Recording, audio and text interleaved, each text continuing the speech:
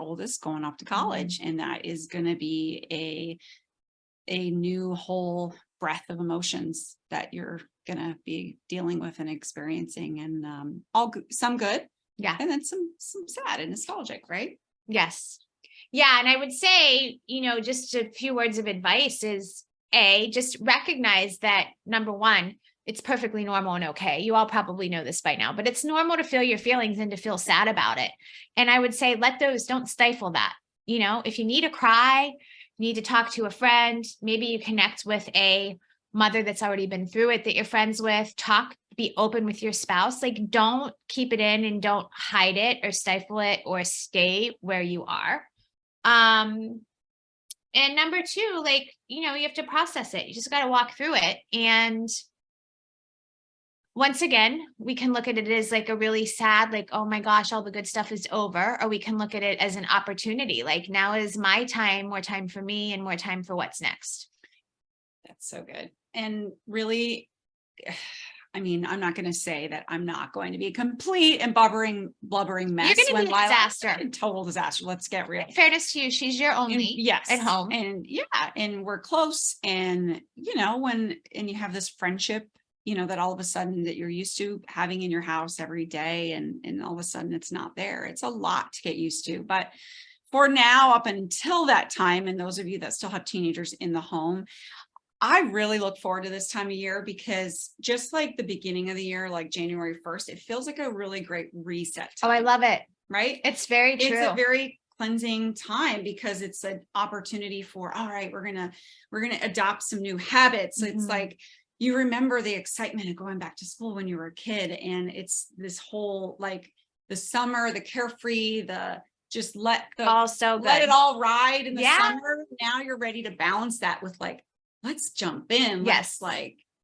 grow, and not grow, but let's tighten it up. Let's do some stuff. Right? Yes. Because at least you and I tend to relax a little bit on how we eat and all the health things that we do. Not that we let it all go, but we loosen the reins some. So so you're right. You come back from summer, ready to hit the ground running. And those last, also, as we get more into the fall, those last 90 days of what you can do to really step up, so you head into the new year ready to hit it, right? Yeah. So that's actually, I'm so glad you brought up that point, because I think that if you have something that you can put that energy to, that energy that might be taking you down the path of being sad, if you have something that you can take that energy and sort of funnel it into that brings you purpose, and that can be working on yourself and stepping up your game, it's a game changer, right? Total game changer. Absolutely. It's also August, September, October even is also a great time for a cleanse.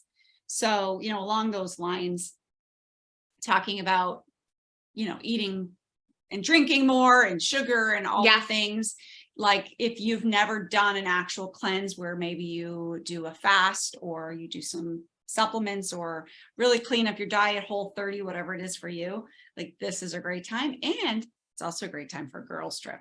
Oh, yes. And we're hopefully taking one. Yes. If it comes to fruition. Right. Because it seems like if you've ever tried to plan a girls trip, it's a little bit like herding cats, herding cats, cattle, herding raccoons. I don't know. It's even harder than herding cats sometimes, because this one's got that going on. Yeah. That one. And it's really hard, sure. But it seems like there's something about getting your kids back into a rhythm the first 3 or 4 weeks in September, not right away. Don't pick the first week of school. No, it's a bad choice. Even the first 2 or 3, because I find that those are really busy times. Really busy. And you're trying to get the rhythms established and all the new information from the new teachers and all the things.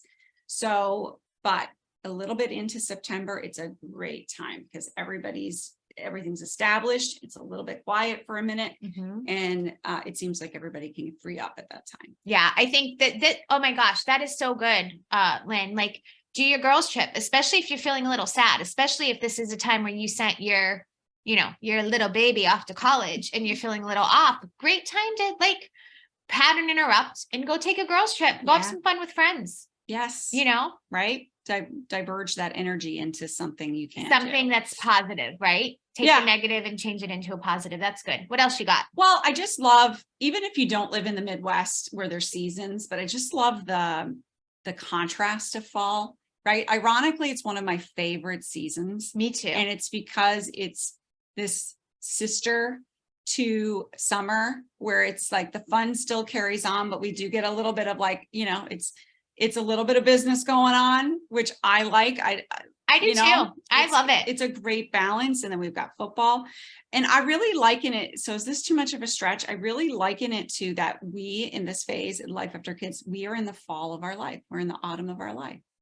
I mean, Ooh. I think that could be morbid because then you think, well, what's coming after winter?